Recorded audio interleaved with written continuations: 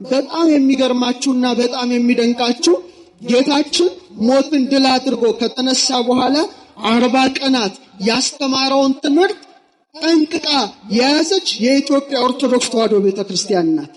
መጽሐፈ ኪዳንን የያዘች ሌላው ዓለም አጥቶታል። እንዴት እንዳጣው ግራ ያጋባል።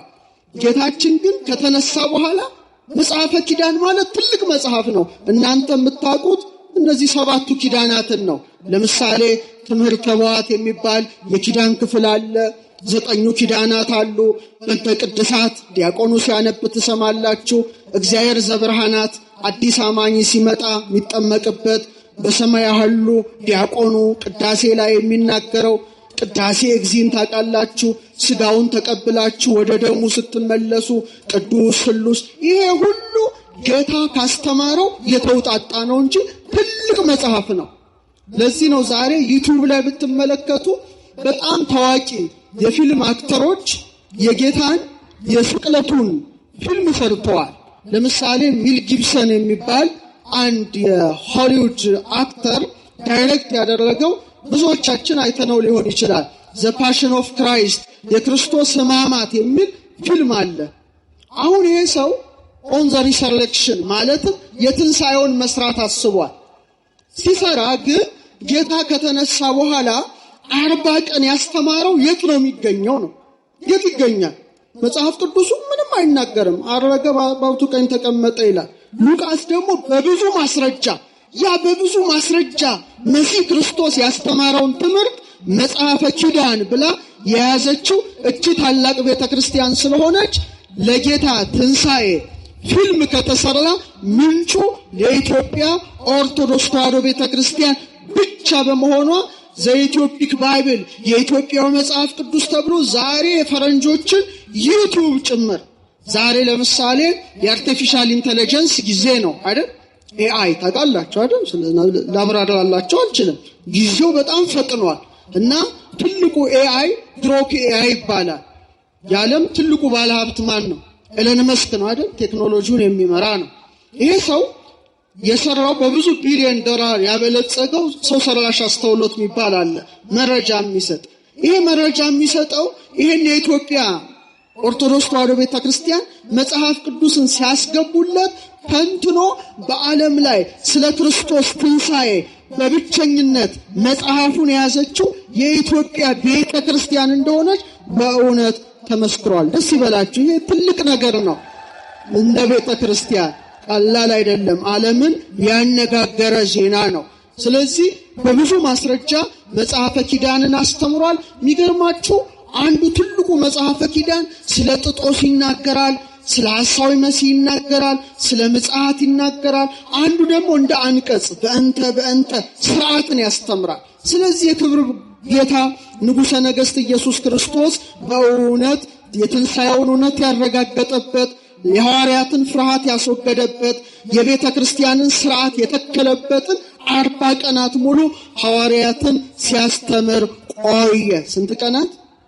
ለምን 50 ቀን አላስተማረም? ለምን 30 ቀን አላስተማረም? ለምን 40 ቀን መረጠ? ይሄ ትልቅ ምስጢር ነው። በከንቱ አይደለም። የመጀመሪያው አባት የሰው ልጆች ማን ነው? አዳም። አዳም በተፈጠረ በ40ኛው ቀን ወዴት ገባ? ኩፋሌ ስታነቡ ወደ ኤዶም ገነት ገባ። አዳም የእግዚአብሔር ብረት ወዳለበት የብርሃን ቦታ ወደ ሆነው የክብር መኖሪያ ወደ ሆነው የሕይወት ዛፍ ወደ ተተከለበት ወደ ኤዶም ገነት ገባ። ሁለተኛው አዳም ማን ነው? ኢየሱስ ክርስቶስ ነው። ጳውሎስ ምን አለ? የመጀመሪያው ሰው አዳም ሕያው ነፍስ ሆነ፣ ኋለኛው አዳም ሕይወትን የሚሰጥ መንፈስ ሆነ። አንደኛ ቆሮንቶስ 15:45። ስለዚህ ልክ የመጀመሪያው አዳም ተፈጠረና ምን ተሰጠው? የሕይወት እስትንፋስ ተብሎ ተሰጠው። አስተውሉ። ከዛ እግዚአብሔር ምን ጣለበት? እንቅልፍ። ከዛ ከጎኑ አንድ አጥንት ወሰደና ማንን ፈጠረ? አዳም ተኝቶ ሳለ ሙሽራው ሔዋን ከጎኑ ተገኘች። ሙሽራው ሔዋን ከጎኑ ተገኘች። ከዛ በ40ኛው ቀን ወዴት ገባ? እየተመሰገነ በብርሃን ሰረገላ ላይ መላእክት አስቀምጠውት ወደ ኤዶም ገነት ተሸጋገረ። ወደ ክርስቶስ ነው። ሁለተኛው አዳም የተባለው ኢየሱስ ክርስቶስ በመስቀል ላይ ተኝቶ ማለትም ቅድስት ነፍሱን ከስጋው ለይቶ ሳለ አንድ ወታደር ቀኝ ጎኑን በጦር በወጋው ጊዜ ምን ፈሰሰ? ደምና ውሃ ፈሰሰ። ውሃው ምንድነው? ምስጢረ ጥምቀት ነው። ደሙ ምንድነው? ምስጢረ ቁርባን ነው። ማን ተገኘች? ሙሽራው ቤተክርስቲያን ተገኘች ማለት ነው። ይሰማችሁ ነው። የመጀመሪያው አዳም ተኝቶ ሳለ ሙሽራው ሔዋን እንደተገኘች፣ ሁለተኛው አዳም ክርስቶስ በመስቀል ላይ ነፍሱን ከቅድስት ስጋው ለይቶ ሳለ ሙሽራው ቤተክርስቲያን ከምኑ ተገኘች? ከጎኑ ተገኘች። ቤተክርስቲያንን በደሙ በትንሣኤው መስርቶ ሁለተኛው አዳም ደግሞ በ40ኛው ቀን ወደ ሰማየ ሰማያት አረገ። ደስ ይበላችሁ። አረገ። አዎ የመጀመሪያው አዳም በ40 ቀኑ ምድራዊት ርስቱ ገነት ገባ። የኔና የናንተ ጌታ ዳግማዊ አዳም ኢየሱስ ክርስቶስ ግን ውሳጤ መንጦላይት ገባ። ሰማየ ሰማያት ሄደ። በአባቱ በአብ ቀኝ ተቀመጠ። ክብር ምስጋና ለመሲሁ። ይህ ነው 40 ቀኑን ጠብቆ። ይህ ብቻ አይደለም። ሁለተኛውና ታላቁ ምስጢር እያንዳንዱን ጽንስ ክፎለታል በእርገቱ። ለምሳሌ ዛሬ ሰዎች ሲጸነሱ ልክ በ40ኛው ቀን የሚፈጠር ነገር አለ። ተስዕሎተ መልክ ይባላል። እስቲ በሉ ምን ማለት ነው? ዘር ከእንቁላል ከደም ጋር ሲገናኝ ውሃ ነው፣ ፈሳሽ ነው። በኋላ ግን ቅርጽ እየሰራ ይሄዳል። ልክ በ40 ቀኑ በመሳሪያ ብትመለከቱት የሰው ቅርጽ ይይዛል። በቃ የሰው ቅርጽ ቢሰራም ይከብርበት፣ ባይሰራም ይደይበት፣ በጎ ቢሰራም ይጸድቅበት፣ ክፉ ቢሰራም ይኮነንበት፣ ሕዋሳቱ ይቀረጻል። ስለዚህ ታላቁ አባት ቅዱስ ያዕቆብ ዘስሩግ በጣም የሚያስደንቅ ነገር ይላል። ጽንስ በ40 ቀኑ አለ እንደሚቀረጽ በእምን በጅማት እንደሚሰናሰል እሱም አለ 40 ቀን ሙሉ ሐዋርያትን በእምነት እየቀረጻቸው ኖር አለ። በምን እየቀረጻቸው? በእምነት ስለ እግዚአብሔር መንግስት እየነገራቸው ቆይቷል። ለዚህ ነው ቤተክርስቲያናችን ዛሬ ውርጃን አጥብቃ የምትኮነነው። ኢየሱስ ክርስቶስ በ40ኛው ቀን አርጎ ለ40 ቀኑ ጽንስ ጭምር ምን ብሎለታል? ክሷል። እስቲ በሉ። ስለዚህ ውርጃ ያደረጋችሁ ሰዎች ንስሐ መግባት ያስፈልጋቸው። በጣም የሚያሳዝነው ትንሽ ጨመረ ላድርግ እዚህ ላይ ትልቁና ዘግናኝ ውልቂት ሁለተኛው የዓለም ጦርነት ነው። ወደ 50 ሚሊዮን 60 ሚሊዮን ሰዎች አልቀዋል። ዛሬ ግን ክርስቶስ የካሰላቸው ሕፃናት በማህፀን ቢያንስ በየዓመቱ ወደ 50 ሚሊዮን ሕፃናት ይሞታሉ። ታውቃላችሁ? እስካሁን 1 ቢሊዮን የሚጠጉ ሕፃናት በውርጃ መልክ ሕይወታቸው አልፏል። ማን የካሰላቸው? ክርስቶስ የካሰላቸው ነው። ሰውን ለማደንዘዝ የተቀመጡ የሕክምናውንም ምስጢር የማያውቁ ሰዎች አረ ደም ናቸው ይላሉ። እኛ ግን ደም አይደሉም፣ ሰው ናቸው። ምኖች ናቸው? የ40 ቀኑም ጽንስ የ40 ዓመቱም ሰው እኩል ነው። ለምሳሌ ስንት ክሮሞዞም አለ? ተናገሩ እንጂ አይዟችሁ። 46 አይደል? 46 ክሮሞዞሞች አሉ። ከአባት 23 ከእናት 23 ጽንሱ 46። የዕለቱም ጽንስ 46 ክሮሞዞም አለው። አንተም እኔም 46 ክሮሞዞም አለ። ሰው ነው አይደለም? ሰው ነው። እንደውም በአልትራሳውንድ ብትመለከቱ ልክ የመጀመሪያው ሳምንት ላይ ጽንሱ በጣም ይገርማችሁ በመጀመሪያው ሳምንት ትክክለኛ ቦታውን ይይዛል። የጽንሱ የልብ ትርታት መሰማት ይጀምራል። ደም ሁሉ በሰውነት ውስጥ ይዘዋወራል። ይሄ በስንተኛው ወር ነው? ገና በመጀመሪያው ወር ነው።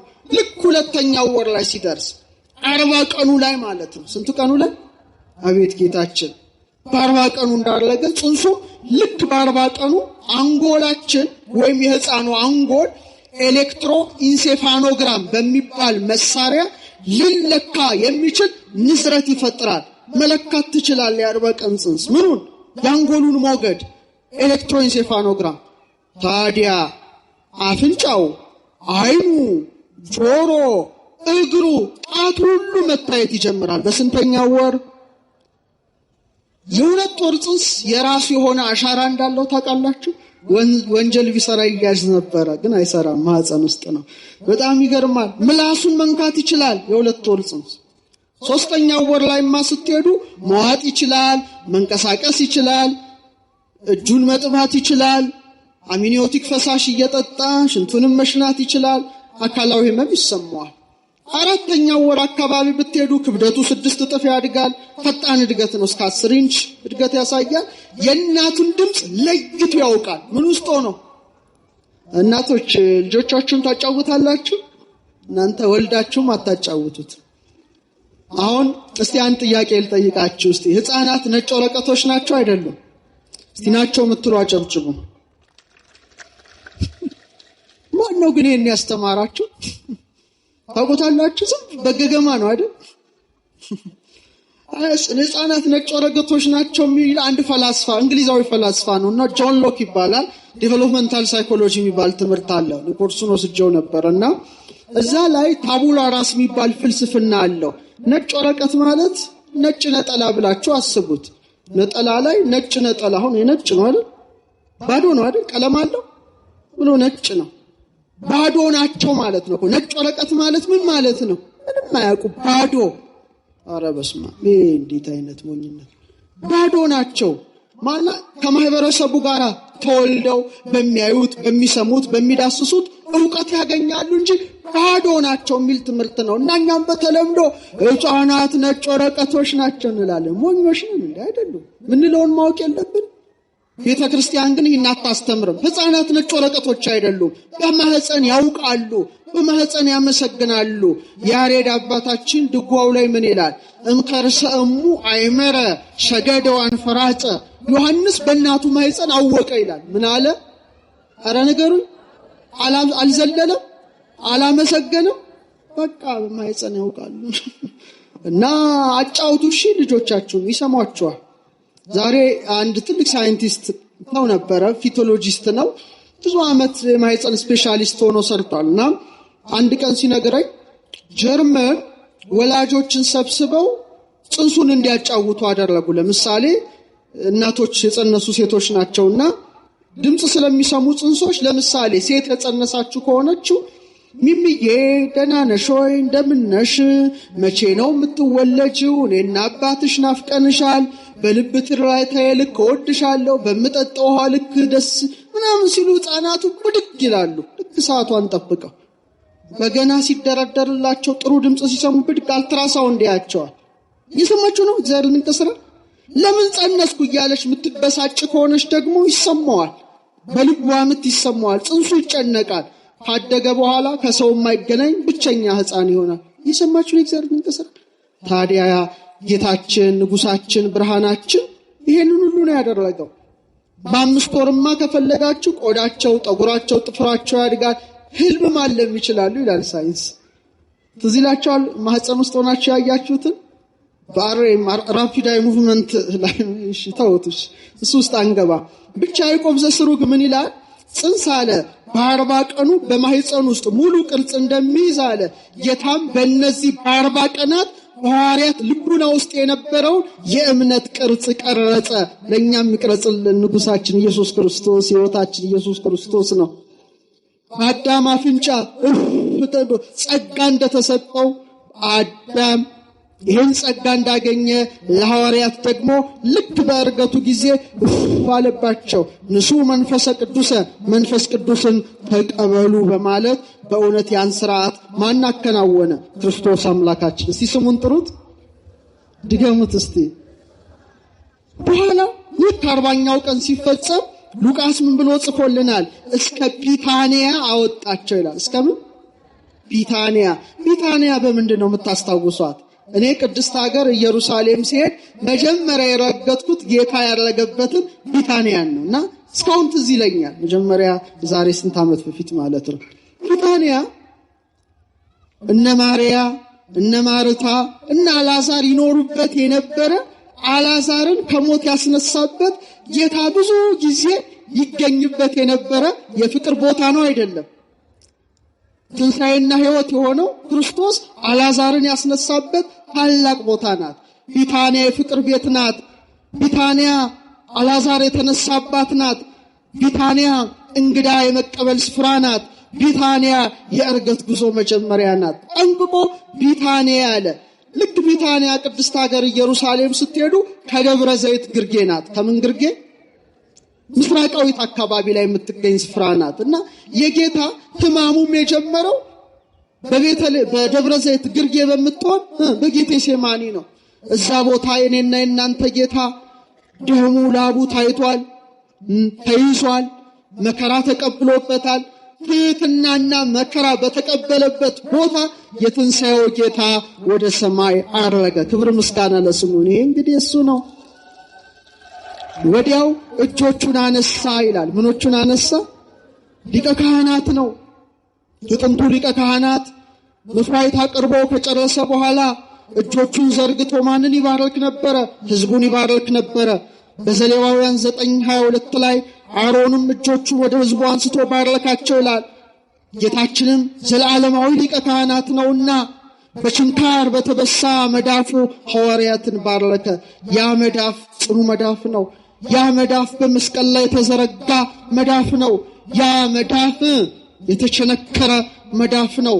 ወበቅንዋቲው ሰበረ ለነ ቀኖተ ሞት፣ ተቸንክሮ የሞት ችንካርን ከኔና ከናንተ ባስወገደበት መዳፉ ሐዋርያትን የባረከ ጌታ እኔና እናንተንም ይባርከንና ባረካቸው አለ። ቃሉ በደንብ አስተውሉ። ባረካቸው እስቲ በሉ። አዳም ያመጣብን ምንድን ነው? እርግማን ነው አይደል? የመጀመሪያው ሰው አዳም ምድር ካንተ የተነሳ የተረገመች ትሁን አለ።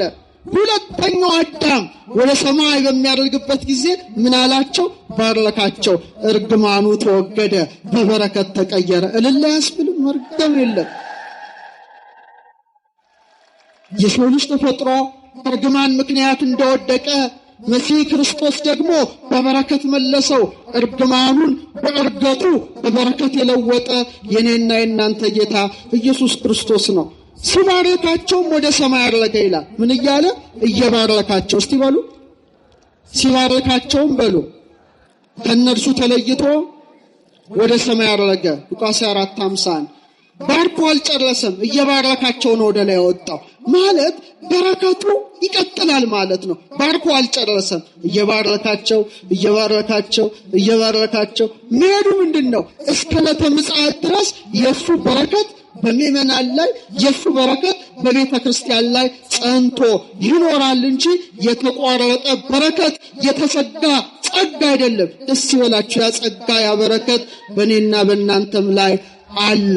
በኢየሩሳሌም፣ በይሁዳ፣ በሰማርያ ሁሉ ምስክሬ ትሆናላችሁ ብሎ በእውነት ሀብተ ክህነትን ስልጣነ ክህነትን ከሰጠ በኋላ እነርሱ እያዩት ከፍ አለ። ደመናም ከዓይናቸው ሰውራ ተቀበለችው። ልልልል አምላካችን አረገ። እነርሱ እያዩት አለ ሉቃስ። እስቲ እነርሱ እያዩት በሉ እስቲ። ከፍ አለ። ሲነሳ አይተውታል? አላዩትም። መቃብር ክፈቱልኝ፣ መግነዝ ፍቱልኝ ሳይል ተነስቷል። ሲያርግ ግን የተለየ ነው። እያዩት ነው። ለምን? ከተነሳ በኋላ እየዳሰሱት እየተገለጠላቸው በጥብርያዶስ በዝግ ቤት በደንብ አድርገው ከሱ ጋር ሆነዋል። አሁን ግን እርገቱ ወደ ላይ ስለሆነ የዓይን ምስክር እንዲሆኑ ከትንሣኤው በተለየ መልኩ ሲያርግ ቀና ብለው እንዲያዩ ፈቅዶላቸዋል። ዮሐንስ አፈወርቅ ምን ይላል? የትንሣኤው መጀመሪያ እንዴት እንደተነሳ ማየት አላስፈለጋቸውም። ምክንያቱም ከተነሳ በኋላ ትንሣኤውን በተጨባጭ አረጋግጠዋል። እርገቱ ግን ዓይናቸው እንዲያዩት ተደረገ። ለምን? ካረገ በኋላ በአካል አያዩትም። እኔና ከእናንተ ጋር ናችሁ። ምትሃት ነው ብለው እንዳይጠራጠሩ ነው እንዲያዩት አደረገ።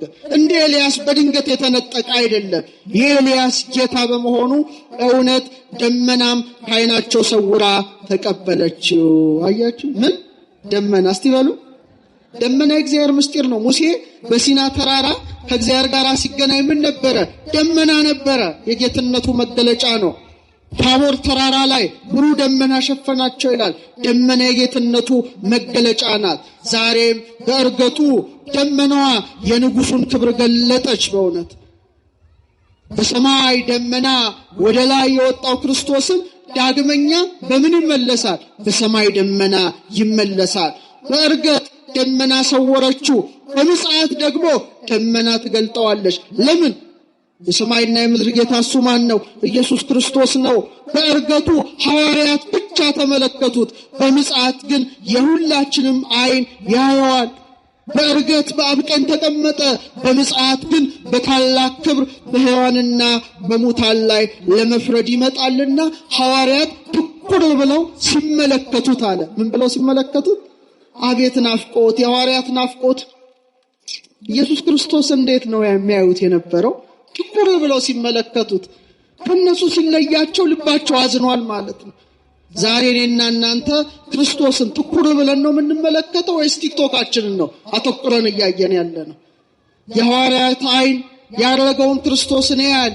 የኔና የእናንተ ዓይን ቲክቶክ ላይ ሶሻል ሚዲያ ላይ አተኩሮ ፈጦ እስኪፈዝ ድረስ ይመለከተዋል። ኢየሱስ ክርስቶስን የሚያዩ ዓይኖች የተባረኩ ዓይኖች ናቸው። ለጸሎት እሱን ለማየት ከምንሰጠው ጊዜ በበለጠ ለሶሻል ሚዲያ የምንሰጠው ጊዜ እየበለጠ በመምጣቱ ዓይናችን ምን ውስጥ ተቀብሯል? መክሊትነቱ በስክሪን ውስጥ ተቀብሯል። እግዚአብሔር ዓይናችን ይፈውስልን። ትኩር ብለን እንድናየው ፈቃዱ ይሁን። የማታስተውሉ የገላትያ ሰዎች ሆይ ኢየሱስ ክርስቶስ እንደተሰቀለ ሆኖ በፊታችሁ ተስሎ ነበር። ለእውነት እንዳትታዘዙ አዚም ያደረገባችሁ ማን ነው? በእውነት ዘንድሮ አዚም ተተክሎብናል። ዓይናችን ይፈውስልን ክርስቶስ። የናፍቆት እይታ ነው። ትኩር ብለው ያዩታል። አረ መሪያችን ሄደ፣ ንጉሳችን ሄደ፣ ብቻችንን ቀረን እያሉ ይመለከታሉ። ነገር ግን ነጫጭ ልብስ የለበሱ ሁለት ሰዎች ከነሱ ጋር ቆሙ ይላል። እነማን የሆኑ? መላእክት ናቸው። ነጭ ለብሰዋል። ቅድስና ነው፣ ንጽህና ነው። በልደቱ ነጭ ለብሰዋል፣ በትንሣኤው ነጭ ለብሰዋል። ነጭ የድል ምልክት ነው። ነጭ የሰማያዊ ክብር ምልክት ነው። በእውነት ብሩህ ልብስ ለብሰው በጌታቸው እርገት መላእክት መጡ። ስንት ሆነው? ምስክር በስንት ይጸናል? በሁለት ይጸናል። የክርስቶስ እርገት አማናዊ እርገት ነው። የሐዋርያትን ምስክር ለማጽናት ባጠገባቸው ቆሙ። ይህ ቃል ደስ ይለኛል። ሉቃስን ሳነብ፣ የሐዋርያት ሥራ ሳነብ በምናቸው ቆሙ? ጎንና ጎን ቆሙ። አያችሁ፣ በክርስቶስ እርገት ታረቅና፣ በልደቱ ታረቅና፣ አብረን ዘመርን አይደል? እረኞችና መላእክት። በእርገቱ ደግሞ ጎንና ጎን ቆም። ደስ ይበላቸው ኦርቶዶክሳውያን፣ ደስ ይበላ። ከመላእክት ጋር አብረን ቆመናል ማለት ነውና ምን አሉ? ይገለል አንቱሙ ሰባ ገሊላ ምንትኑ ቆምክሙ ትራዩ ሰማይ። እናንተ የገሊላ ሰዎች ሽቅብ እየተመለከታችሁ ስለምን ቆማችኋል? በቃ አትቁሙ ነው። ከዚህ በኋላ አገልግሎት ነው። የመመልከት የናፍቆት ጊዜ አብቅቷል። አሁን የሥራና የጉዞ ጊዜ ነው። ቤተክርስቲያን አትቆምም። ቤተክርስቲያን ሁሌ መሄድ አለባት። ለምን ቆማችሁ? እኔን ቤተክርስቲያን የማደንቀው አልቆምም። ሁሌ ወንጌል ምን ይላል ንገሩኝ እስቲ። ይሰበክበታል ማለት ነው። አሁን የመቆም ጊዜ አይደለም፣ የመሄድ ጊዜ ነው። ስለምን ቆማችሁ? ዝውቱ ኢየሱስ ዛርገ ማቤክሙ ውስተ ሰማይ። ይህ ወደ ሰማይ ያረገው ማን ነው? ኢየሱስ ክርስቶስ ነው። ወደ ሰማይ ሲያርግ እንዳያችሁ ተመልሶ ይመጣል። ደስ ይበላችሁ፣ ይመጣል። አያችሁ፣ በቃ ያረገው የተዋህደው ሥጋ ነው፣ ተመልሶ ይመጣል በማለት በእውነት በግልጽ በዓይን ወደ ሰማይ ሲያርግ ያዩት ኢየሱስ ክርስቶስ በታላቅ ክብር እንደሚመጣ ለአባቶቻችን ለሐዋርያት የነገሩበት ታላቅ በዓል ነውና እንኳን አደረሳችሁ። አመስግኑ፣ አመስግኑ። አሁን የምነግራችሁ ምስጢር ግን ትንሽ ረቀቅ ስለሚል ዝግጁ ናችሁ? ጌታችን ያደረገው መቼ ነው? ፍጠኑ። በ40ኛው ቀን። ወሩ ምንድን ነው? ግንቦት 8። አሁን ልደቱን እና እርገቱን ሰማይ ላይ ነው የምንመለከተው። ሁሉም ነገር ሰማይ ላይ አልቋል። ሰማይ ማለት ትልቅ የእግዚአብሔር መጽሐፍ ነው። ፊደላቱ ከዋክብቱ ናቸው። ሰማይ ላይ ያለውን ምስጢር ምድር ላይ ገልጾታል። እንዴት እንደገለጸው አሳያቸዋለሁ። ዝግጁ ናችሁ? እርገቱ ሰማይ ላይ አለ፣ ሁሌ እናየዋለን። ለምን ታኅሳስ ተወለደ አስባችሁ ታውቃላችሁ? እሺ ተውት።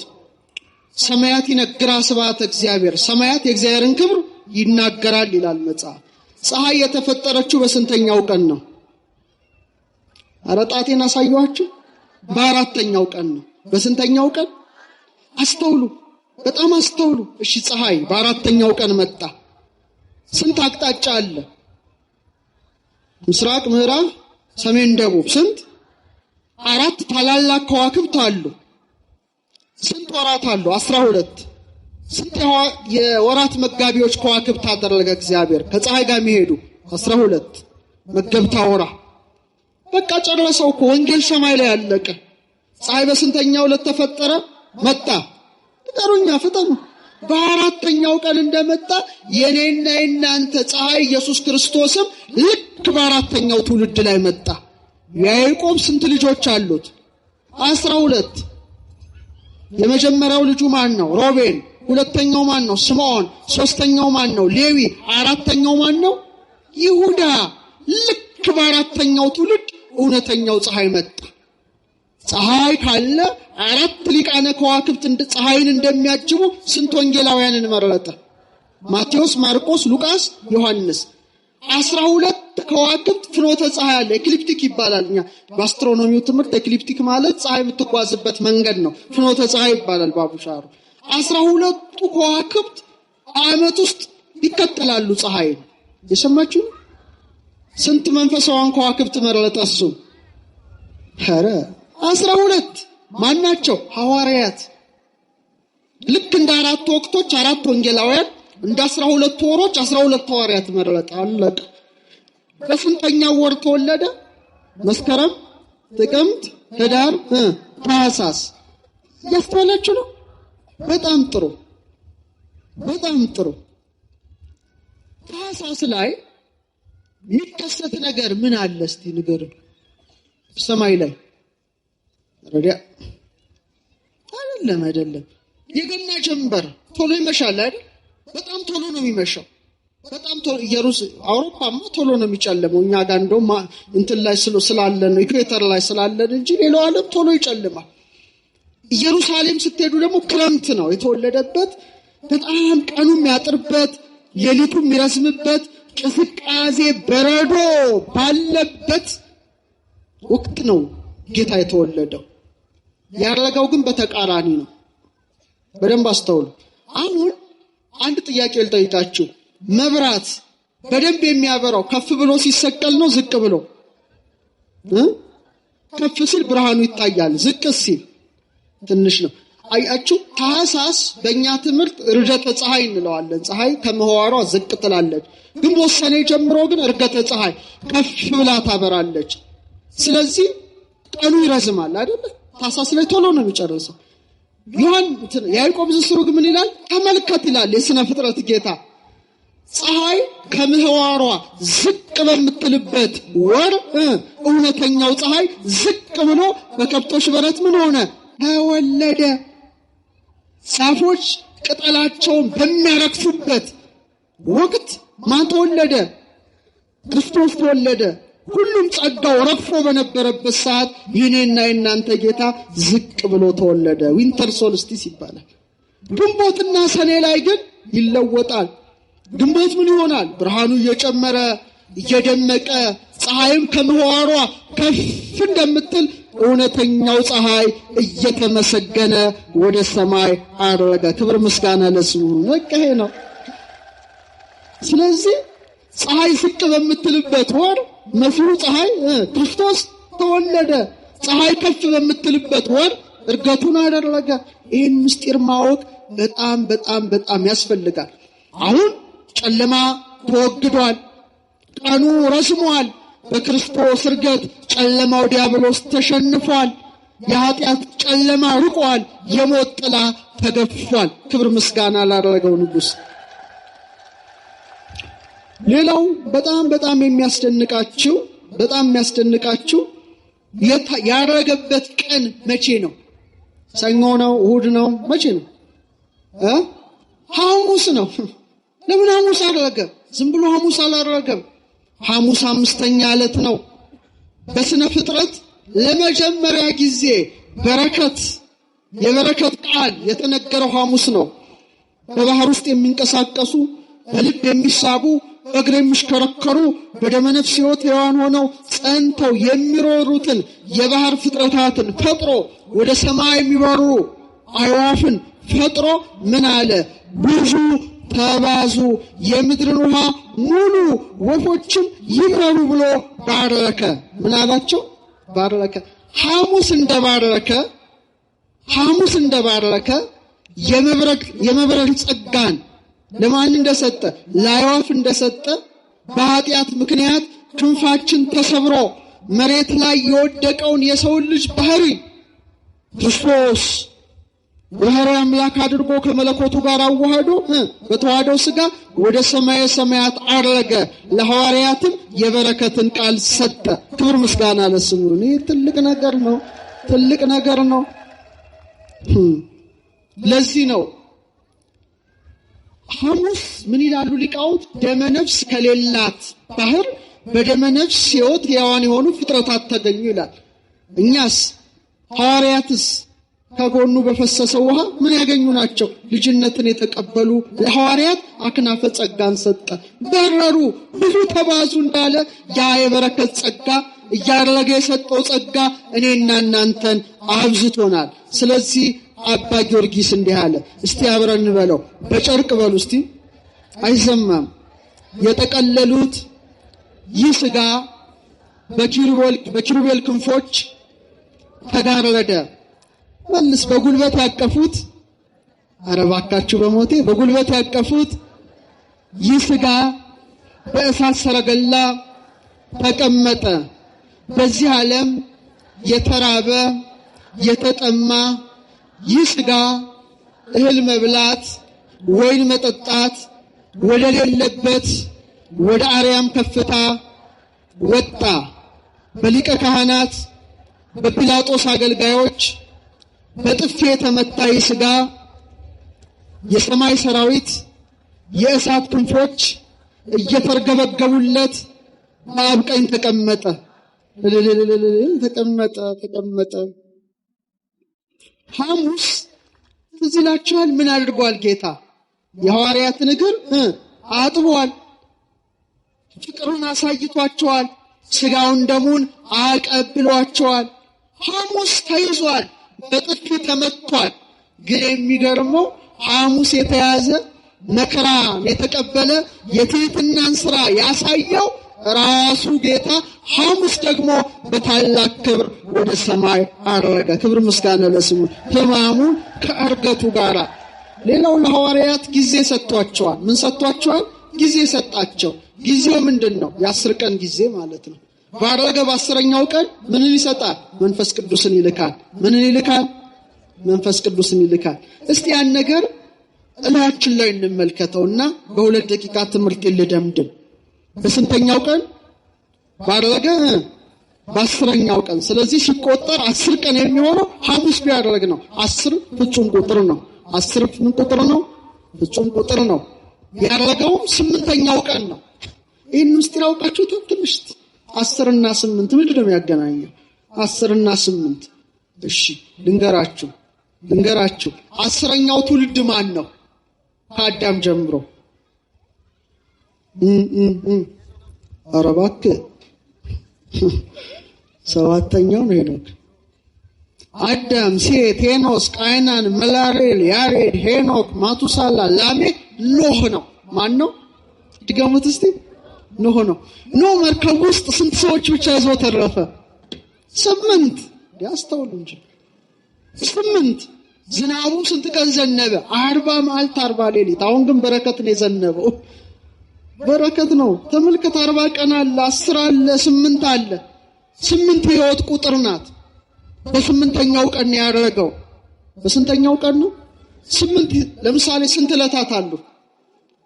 7 ዕለታት። አይዟችሁ። ስንት መገብተል? 7 7 7 7 7። 8 ግን 7 ሲደመር 1 ነው፣ +1 ነው። ሕይወት ቀመር ነው። 8ኛው ሺህ ሲባል ሰምታችኋል። ሕይወት ያለበት ዓለም ለማለት ነው። በምድር ላይ ረጅም ዕድሜ የኖረው ስንተኛው ሰው ነው? 8ኛው ትውልድ ማን ነው? ማቱሳላ። እስቲ በሉት። 8 የሱ ቁጥር ነው፣ የሕይወት ቁጥር ነው። ኖህም 8 ሆኖ ተረፈ። ምን ተባለ? ብዙ ተባዙ ምድርንም ምሏት ተባለ። አምላካችንን በረከትን ነው የሰጠው በ8ኛው ቀን ለእኛም ይስጠን። ለምሳሌ እንደገና 10 ትውልድ ስትቆጥሩ አብርሃም ይመጣል። በረከቱ ይደርብን። ከኖህ ደግሞ 10ኛ አብርሃምን ከክላውዲዮን ወደ ካራን ከካራን ወደ ከነዓን ያመጣውና ምን አለው? በ8 ቀን ግዘር አለው። በስንተኛው ቀን ግዝረት? አብርሃም ስንት ልጆች ወልዷል? 8 ልጆች ወልዷል። ከዚያ ያውጣ ወልደ አብርሃም የአብርሃም ልጅ ተብሏል ጌታ። ወልደ ዳዊት ተብሏል። ዳዊትም ስንተኛ ልጅ ነው? 8ኛ ልጅ ነው። ኢየሱስ የሚለውን ቅዱስ ከስም ሁሉ በላይ የሆነውን ስም የተሰጠው በተወለደ በስንተኛው ቀን ነው? በ8ኛው። እስቲ በሉት። አንድ በዕብራይስጥ ምን ይባላል መሰላችሁ? ጌታ ኢየሱስ በጽር ነው። በዕብራይስጥ ግን ያሁሻ ይባላል። እናቱ የጠራችው ገብርኤል በዛ ነው። በዕብራይስጥ ነው መነግራችሁ። በዕብራይስጥ በግሪክ ኢየሱስ ይባላል። ያሁሻ ማለት ምን ማለት እንደሆነ ታውቃላችሁ? የአብ ስም ያህዌ ተብሏል። ያህዋ ተብሏል። ያሁሻ ማለት በዕብራይስጥ ቋንቋ ምን ማለት ነው? መድኃኒት ማለት ነው። እስቲ በሉ። አረ ድገሙት። ያሁሻ ማለት ያህዌ ያድናል ማለት ነው። ኢየሱስ ክርስቶስ ራሱ ያህዌ እግዚአብሔር ነው። ክብር ምስጋና ለስሙ። ያሁሻ ማሺያ ኢየሱስ መሲህ ማለት ነው። ጽራውያኑ ይሄ የላቸውም፣ ሽንሳን የላቸውም። ስለዚህ ሲግማ አደረጉት። ከዛ በኋላ እንደገና ወንድ ሲጠራ ደግሞ እንደገና ሳ ይጨምራሉ። ኢየሱስ ከስም ሁሉ በላይ የሆነውን ስም በ8ኛው ቀን የሰጠው ጌታ እርገቱንም በ8ኛው ቀን አደረገ። ክብር ምስጋና ለስሙ። በቃ ስለዚህ በ10ኛው ቀን ወደ ሰማይ ከስካረገ በ10ኛው ቀን ጰራቅሊጦስን እንደላከ ለሙሴ በጽላት ስንት ቃልን ሰጥቶታል? ስንት ቃላትን? 10 ቃላትን በጽላት ላይ እንደቀረጸ እውነትን የሚቀርጽ ጰራቅሊጦስ ደግሞ በ10ኛው ቀን ይመጣል ማለት ነው። ለዛ በዓል ያድርሰን። ስለዚህ ስንት እጆች አሉ? 10። አትደናበሩ እንጂ ስንት እጆች አሉ? ስንት መዳፍ አለ? ቼክ አድርጉት። ስንት መዳፍ አለ? 2። ስንት ጣቶች አሉ? 10 አይደል? ዝም ብሎ እግዚአብሔር ይሄን ያስቀምጣል እንዴ? የሙሴን ሕግ በጣታችን የልጁን ሕግ በልባችን ነው የጻፈው። እግዚአብሔር አብ እግዚአብሔርን እንደመውደድ ወንድምን እንደመውደድ 2 እጆች አሉ። እንደ 2 መዳፍ ስንት? እንደ 2 ጽላት ስንት መዳፎች አሉ? አረ ነገር 2 የእግዚአብሔርን ቃል በጣትህ ሰራው ማለት እኮ ይሄ ነው። እንደ 10 ቃላት ስንት አለን? ስንት ጣቶች አሉ? ፈጣን ውስጥ 10። እንደ 22ቱ ስሞቹ እንደ አሌፋት 22 የራስ ቅል አጥንት አለን። ይሄ ስንት ነው? ስከል ቦንስ ታውቃላችሁ? ራስ ቅል 22 አጥንት ብቻ ነው ያለው። እንደ 7 ዕለታት የአንገት አጥንት ስንት ነው? 7 ነው። መሲህ ክርስቶስ 33 ዓመት ብቻ ነው በምድር ላይ ኖረው ከ3 ወር ወደ ሰማይ እንዳረገ የእያንዳንዳችን ቨርተብሬ ከዚህ ጀምረ እስከዚህ ስትወለድ አልፋ እግዚአብሔር የሚሰጥ 33 አጥንት ነው። ራስ ቅል ጎልጎታ ነው። ይሄ ደስ ይበላችሁ። ለሱ ጎልጎታ ነው፣ ለሱ ደብረ ዘይት ነው፣ ለሱ ቢታንያ ነው። እንደ መቅደሱ 2 ምሰሶች 2 እግርን የሰጠን እሱ ማን ነው? ክርስቶስ ነውና እየባረካቸው ወደ ሰማይ ያረገው ንጉሳችን ክርስቶስ በእልልታ በመለከት ድምጽ ወደ ሰማይ እንዳረገ በእርገቱም አርገ ከመያለብወነ እርገተ ጻድቃን ንጹሃን እኔና እናንተ መሲህ ክርስቶስ ሲመጣ ደስ ይላል። ከሞት ተነስተን በደመና እንቀበለዋለን። ሙሽራውን ደስ ያሰኝ እንቀበላለን። ይሄው ምልክት ጥፍርህን ያት በቃቻ ጥፍር ላይ ያለች ጥፍር ነው። ይሄው ጥፍርን አታ መቃብያን ላይ ምን ይላል? ጥፍር ያድጋል ይበቅላል አለ። ትወለዳለህ፣ ያድጋል፣ ታድጋለህ፣ ትቆረጠዋለህ፣ ትሞታለህ፣ ደግሞ ምን ይሆናል? መልሶ ይበቅላል። አንተም እግዚአብሔር ዳግመኛ ያደረገው እግዚአብሔር ሲመጣ ከሞት ትነሳለህ። ሴቶች ጸጉራችሁ ምን ይሆናል? ይበቅላል። ከዛስ ያድጋል። ወንዶች ከዛ እንቆረጠዋለን፣ ሴቶች እንኳን ባይቆረጡ። ከዛ እንደገና ምን ይሆናል? አረ መልሶ ይበቅላል፣ ያድጋል። ጸጉሩ ምንድነው ይላል? መወለድ ነው። ማደጉስ? ማደግ ነው። መላጨት መሞት ነው። ተላጭቶ አይቀርም። እንደገና ምን ይሆናል? ይበቅላል። አንተም ሙተህ አትቀርም። ያደረገው አምላክ ዳግመኛ በደመና ተመልሶ ይመጣል። አንተንም አንቺንም ከሞት ያስነሳሻል። ደስ ይበላችሁ። የመጨረሻ ምሳሌ፣ አሁን ቤታችሁ ትሄዳላችሁ። ከዛስ ምን ትሰራላችሁ? አትበሉም አይደል? እሺ በልታችሁ እሺ ከዛ ምን ትላላችሁ? እሺ መጨረሻ ትተኛላችሁ። ስተኙ እንዴት ሆናችሁ ነው የምትተኙት? ቆማችሁ ነው? በጎንሽ ነው? ተጋድማሽ ማለት ነው። እሺ ከዛስ ስጋችሁ ተኝቶ ሲያንኮራፋ ነፍስ ደግሞ ምን ታያለች? ህልም ታያለች። ልክ ጠዋት ጦሮ ሲጮህ ወይም አላርሙ ሲጮህ ወይም ፀሐይ ቁግ ስትል ከእንቅልፋችን እንላለን። ይሄ ማለት እርገቱ ነው። በቃ ቤታችሁ ይሄ ብቻ ይብቃችሁ። ማታ ሄዳችሁ መተኛታችሁ በጨለመሽ ሞት ከዚህ ዓለም መሰናበታችን ነው። መጋደማችን መቀበራችን ነው። ስጋ ሲል ነፍስ ህልም አለማ ስጋ በመቃብር ሲወድቅ ነፍስ ግን በምን አለች? በሕያውነት። እስቲ በሉ ኧረ ድገሙት። በሕያውነት አለች ነው። ህልም ታልማላችኋል? ብዙ ህልም አይታችኋል። እሺ ጠዋት ፀሐይ ስትወጣ ብድግ ማለታችሁ ፀሐዩ ማን ነው? ኢየሱስ ክርስቶስ። እስቲ በሉ እሺ አላርም ይጮሃል፣ ብድግ ትላላችሁ። አላርሙ ማን ነው? ቅዱስ ሚካኤል ነው። የሚለፈው መለከት ነው።